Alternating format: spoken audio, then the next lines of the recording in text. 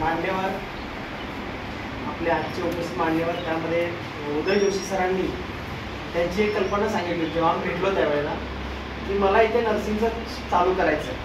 म्हणजे जी तंत्रविज्ञान म्हणजे 1980 साली जशी सुरू झाली तेव्हा त्यांनी IT कॉलेज म्हणजे तंत्रविज्ञानचं कॉलेज चालू केलं होतं, पण काही काळाने ते बंद झालं. किंवा कोणाची मुलं नसतील म्हणा, किंवा संस्थेतर्फे काही कमी असेल किंवा काही असेल, तर कुठल्या कारणाने बंद झाली असेल. पण ते सुरू करण्याची वेळ जेव्हा म्हणजे आली होती तेव्हा गांधी सरांनी मला पहिल्यांदा बोलवलं की सर असंच आपल्याला एक संस्था सुरू करायची आहे आणि आपण करूया. तर म्हटलं करूया, काय हरकत नाही, कारण आपल्याला समाजसेवा तर करतोच. कोणाला 500 मदत करा, कोणाला 1000 मदत करा, कोणाला 100 मदत. पण ही मदत कितपत पुरते लोकांना? काही दिवस, 1 दिवस पुरेल, 4 दिवस पुरेल. पण ही मदतीपेक्षा स्वतःच्या पायावर उभं राहणं खूप महत्त्वाचं आहे. हे आम्ही गरज जेव्हा ओळखली त्यावेळेला आम्ही डोक्यात आलं की आपण प्रत्येकांना व्यवसाय प्रशिक्षण देऊ आणि त्यांना त्यांच्या पायावर उभं करू, म्हणजे ते स्वतः कमवतील आणि अभिमानाने जगतील. कोणाकडे मदत मागण्यापेक्षा स्वतः करून खाणं हे सगळ्यात खूप मोठं कौशल्य असतं. तर त्यासाठी जेव्हा मग गांधी सरांनी आम्ही सुरेंद्र जोशी सरांनी जेव्हा एकत्र बसलो तेव्हा खरंच करण्यासारखं आहे आणि आपल्याला तर सामाजिक कार्यच करायचं आहे. कारण सामाजिक काम करणं गरजेचं कशासाठी आहे?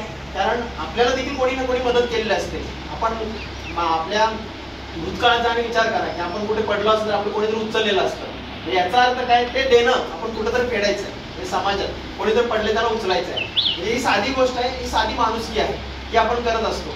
तर ह्या गोष्टी करत असताना आपल्यासाठी, कारण आपलं लहानपण संपतं, मग लग्न होतं, मग संसार सुरू होतो. संसाराला पैशाशिवाय आपलं खायला काही मिळत नाही. मग यासाठी स्वतःच्या पायावर कसं उभं राहता येईल? जसं अध्यक्ष मॅडम बोलल्या की घरात राहून आपण आपली मुलं बाळ सांभाळून आपण जर हा जर कोर्स शिकला असिस्टंट नर्सिंगचा, तर आपण कोणाकडे जर जाऊन सेवा करू शकतो. 2 तासाची जर सेवा केली तरी आपल्याला 400-500 रुपये मिळू शकतात. तर अशी जर आपल्याला संधी उपलब्ध होत असेल आपल्या मनाप्रमाणे, आज मी उपलब्ध आहे तर मी जाऊन काम करेन, उद्या मी नाही आहे तर मी सांगेन की मला जमणार नाही, दुसरीला सांग.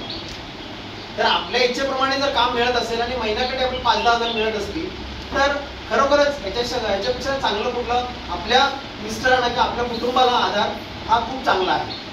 त्यामुळे जसं सुरेंद्र जोशी सर म्हणाले होते की नर्सिंग सुरू करायचं तर आपलं पहिलं बॅच नर्सिंग सुरू करणं हा आमचा उद्देश होता. हळूहळू ही जागा थोडीशी छोटी आहे, याच्या खालची आणि ह्या पलीकडची जागा जेव्हा मिळेल ह्या पुढच्या महिन्यात तेव्हापासून आपलं चांगलं व्यवस्थित क्लासरूम वगैरे असतील.